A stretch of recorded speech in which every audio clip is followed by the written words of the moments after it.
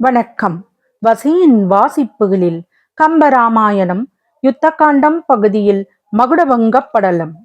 இலங்கை நகரத்து அரண்மனையின் கோபுரத்தின் மீது நின்று கொண்டு ராவணன் சாரணனிடம் வானரர்களைப் பற்றி விசாரித்தறிந்து அவர்களை இகழ்ச்சியாக கூறியபோது சுவேலமலையின் உச்சியில் இலங்கையை காணுமாறு நின்றிருந்த ராமபிரான் ராவணனையும் அவனது துணை அரக்கர்களையும் கண்டார். அவர்களை பற்றி உடனே அறிந்து கொள்ள விரும்பினார். தமது பக்கத்தில் நின்றிருந்த விபீஷ்ணனை நோக்கி, நமது சேனையை பார்ப்பதற்காக அதோ இலங்கை நகரத்து அரண்மனை கோபுரத்தின் உச்சியில் நின்று கொண்டிருக்கும் பகைவர்களை யார் யார் என்று எனக்கு தெரிவிப்பாய் என்று கேட்டார் ராமர். உடனே விபீஷ்ணன், ஐயனே, கோபுரத்தின் உச்சியில் நின்று கொண்டிருக்கும் கூட்டத்தின் நடுவே இருப்பவனே, தனது குலத்தில் தோன்றிய சுற்றத்தாராகிய நாற்றுக்களை எல்லாம் நரக பூமியிலே நடும் பொருட்டு அந்த நரகத்தை சேறு செய்து வைத்திருப்பவனான உன் தொழிலையுடைய ராவணன் என்பவன் என்று கூறினான். அக்கணத்தில் விபீஷ்ணன் மனத்தில் எண்ணி வேறொன்று சொல்லுவதற்கு முன்பு சுக்ரீவன் தனது கண்களில் இருந்து தீப்பொறிகள் போட்டி போட்டுக்கொண்டு வெளிப்பட்டு செல்ல, சிவந்து கனிந்து பழமென்று சொல்லிய வண்ணம் சூரியன் மேல் பாய்ந்தவனும் ஸ்ருதியை போன்றவனுமான அனுமன் என்று கூறும்படி ராவணன் மீது பாய்ந்தான். உதயமலையில் இருந்து அந்த குன்றத்தில் பாய்ந்த சூரியன் போல நட்சத்திர மண்டலம் வரை ஓங்கியுள்ள ஸ்வேல மலையின் உச்சியை துறந்து ராவணன் ஆகிய மலையிலே அவனுடைய அதிகமான ஆற்றல் அழியும்படி பாய்ந்த சுக்ரீவன் அப்போது காணப்பட்டான். மேலும் அவன் முன்பு ராவணன் மேல் சீதையின் கண்ணீரை துடைக்கும் பொருட்டு பாய்ந்த ஜடாயுவை போலவும் தோன்றினான். மறுகணம் ராவணனோடு நின்ற வண்ணம் ஸ்ரீராமபிரானை பார்த்து அரக்கரினும் மாறுபட்டு மகிழ்ந்து கொண்டிருந்த அரம்பையர் யாவரும் சுக்ரீவன் ராவணன் மேல் பாய்ந்ததைக் கண்டதும் தமக்குரிய மலையிலே பேரிடி விழுந்தது கண்டு வருந்தி நிலைகெட்டு ஓடுகின்ற பெரிய மயிர்கூட்டம் போல நிலைகெட்டு ஓடினார்கள். கோபுரத்தின் உச்சியில் பாய்ந்த சுக்ரீவன் ராவணனை நன்கு பார்த்தான். அவன் அருகே போய் நீலமலைக்கு முன்னே கைலை மலை நின்றது போல நின்றான். அன்றியும் அவன் ஆழகால நெஞ்சு கோபம் கொண்டு வரவும் அதற்கு முன்னே அஞ்சாது நின்ற சிவனைப் போலவும் அப்போது தென்பட்டான். இலங்கை மன்னன் சுக்ரீவனை கண்டான். கண்ட கண்களிலே சினத்தீ பறந்தது. கோபித்த குரலில் ராவணன், நீ இப்போது இங்கே வந்த காரியம் என்ன என்று கேட்டான். அப்படி ராவணன் கேட்ட அளவில் சுக்ரீவன் அவனுக்கு மறுமொழி சொல்லாது தாவி அவன் எதிரே சென்று பெரிய மலைகள் என திகழும் 20 தோள்களை படைத்தவனுமான அவனுடைய உடல் பதைக்கும்படி ஓங்கிய தனது கைகள் இரண்டும் அழுந்தும்படி அவன் மார்பிலே குத்தினான். சுக்ரீவன் தன்னை தாக்கியதும் ராவணன் முன்னிலும் மிகுந்த கோபம் கொண்டான். தனது 20 கைகளையும் உயரத் தூக்கி இடி தாக்கியது போல வானர அரசனை அடித்தான். உடனே சுக்ரீவனுடைய உடம்பிலே ராவணன் அடித்த இடத்தில் இருந்து இரத்தம் பீரிட்டு விழுந்தது. அதனால் சுக்ரீவனும் முன்னைவிட மிகுந்த சினம் கொண்டான். ராவணனுடைய எதிரிலே போய் தன் உடலை அவனோட உடலை பொருந்த தாக்கி அதிவேகத்தில் விரைந்தெழுந்து ராவணனது மகுடம் பணிந்த 10 தலைகளிலும் முகத்திலும் சுக்ரீவன் உதைத்தான். ராவணன் அப்போது சுக்ரீவனுடைய கால்கள் இரண்டையும் பிடித்து ஒரு கணப்பொழுதிற்குள் அவன் துடித்து வருந்துமாறு தனது பலவகைப்பட்ட வலிமையையும் மிகுத்து காட்டினான். மேலும் மதயானையை பொருந்தி ஒரு சிங்கம் நெருங்கினாற்போல் ராவணன் சுக்ரீவனை தாக்கி அறிவு மயங்கச் செய்தான். பின்பு தனது கால்களை கொண்டு சுண்ணாம்பு தீற்றிய தரையிலே விரைவாக சுக்ரீவனை எடுத்து போட்டு துவைத்தான்.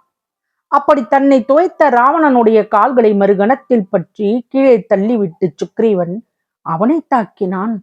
அதனால் குகை போன்ற ராவணது வாயிலிருந்து இரத்தம் பெருகிற்று. அந்த இரத்தத்தை சுக்ரீவன் தனது கைகளால் எடுத்து பருகினான். சுக்ரீவன் செயலை கண்டதும் இலங்கேஸ்வரன் சட்டென்று தரையில் இருந்து எழுந்து அவனை கைகளால் பற்றி தரதரவென்று இழுத்து மிக்க வலிமையுடனே திக்குகளுடனே மலைகளிலும் மோதுமாறு வெளியிலே நெருப்பு பொறி பறக்க கிரு கிரு என்று சுற்றினான். தன்னை சுற்றிய அரக்கனை வானரன் தனது நகங்களால் அவனது மேனி முழுவதும் கீறினான். கைகளாலும் கால்களாலும் எழும்பி உதைத்தான், குத்தினான். அவ்வாறு ராவணனை தாக்கி அவனை மூர்ச்சிக்கச் செய்தான் சுக்ரீவன். ராவணன் மூர்ச்சையானதும் வானரராஜன் அவனை எடுத்து அகழியில் எறிந்தான். ராவணன் மறுவ கணம் மூர்ச்சை தெளிந்து அகழியிலிருந்து வெளிவந்து தன்னை அகழியில் இட்டது போலவே சுக்ரீவனையும் அகழியில் பிடித்து தள்ளினான். பின்பு அவனை நோக்கிய ராவணன், வலிமை இருந்தால் இவ்வகழியிலிருந்து வெளியே ஏறிவா பார்க்கலாம் என்று சபதம் கூறினான். அக்கணத்தில் சுக்கிரீவனம் மகளிலிருந்து நொடி பொழுதிற்குள் வெளிப்பட்டு வந்து ராவணனை தாக்கினான். தன்னை தாக்கிய சுக்கிரீவனை ராவணன் தாக்கினான். பின்பு இருவருமே அகழியில் விழுந்தார்கள். அங்கேயே இருவரும் கொடிய போர் செய்தார்கள். பின்பு அவர்கள் வானத்திலும் மலையிலும் காட்டிலும் மண்ணிலும் கடலிலும் ஆக எங்கும் ஓடிச் சென்று ஒருவரையொருவர் சளைக்காமல் வெகு நேரம் சண்டையிட்டார்கள். அவர்கள் இலங்கை நகரத்து மாட மாளிகைகளிலும் கூட கோபுரங்களிலும் தாவி தாவி குதித்து மலைகள் பேரிடியுடன் தாக்கிக் கொள்வது போல ஒருவரையொருவர் தாக்கிக் கொண்டார்கள். அப்போது அம்மாளிகைகள் எல்லாம் சிதறி தூள் தூளாயின. அதனால் அங்கே வாழ்ந்திருந்த நூபுரம் அணிந்த மங்கையர்கள் அலறி எங்கும் விரைந்து ஓடினார்கள். பகைவரின் பெரிய நகரமான இலங்காபுரி நிலைகெட்டு போயிற்று.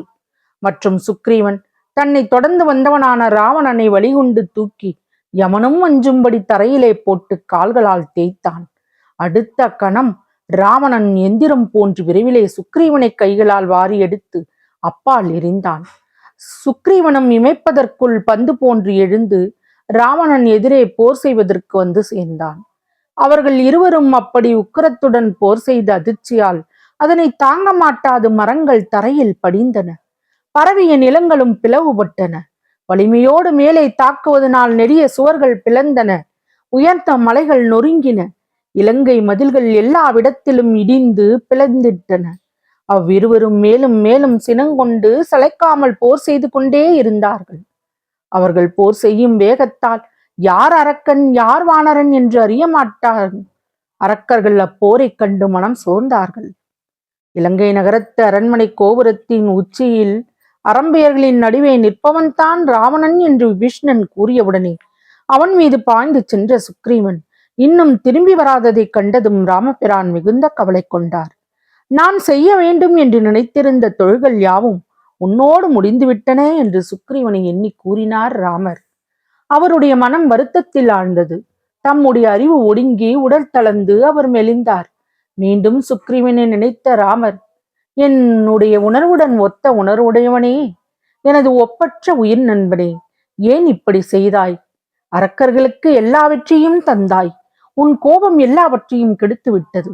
அந்தோ ஜானகியை பிரிந்து தனிப்பட்ட எனக்கு உயிரை தந்த உபகாரியே, நீ கொடிய ஆயுதங்களும் நீங்காத மாயத்தன்மையும் கொண்டு வலிமை படைத்த கொடியவனான ராவணனது கையிலே வலியே சென்றகப்பட்டாய். அக்கொடியவன் சிறிதும் இரக்கமற்றவன், வலியவனும் கூட. அவன் இனி தன் கையில் அகப்பட்ட உன்னை தப்பிச் செல்லும்படி விடமாட்டான். அப்படியே ஒரு கால் உன்னை தப்பவிட்டாலும் அவனது காவலில் இருந்து வேறாகும்படி எப்படி கடந்து வருவாய்? நீ வராவிட்டால் நான் 7 உலகங்களையும் பெற்றாலும் நல்வாழ்க்கை பெறுவேனோ? தீக்குணங்கள் அமைந்த ராவணன் உன்னை கொல்லுவானால் நான் நினைத்த ஒரு காரியம் வேறொன்றாக அல்லவா முடிந்து விட்டதாகும். இப்படியெல்லாம் எண்ணி ராமபிரான் வருந்திக் கொண்டிருக்கையில் சுக்ரீவன் ராவணனது மகுடத்தில் உள்ள மணிகளை தன் வலிமையால் பறித்து கொண்டு அவர் எதிரே வந்து நின்றார். தான் பறித்து வந்த மணிகளை ராமரின் திருவடிகளிலே சமர்ப்பித்து தொழுது நாணம் கொண்டு சுக்ரீவன் சற்று தள்ளி பக்கத்திலே நின்றான். அந்த கணத்தில் ராம லக்ஷ்மணர் இருவரோடும் 70 வெள்ளம் சேனையின் யாக்கைக்கும் உயிர் வந்தது போல ஆயிற்று. தொடரும்.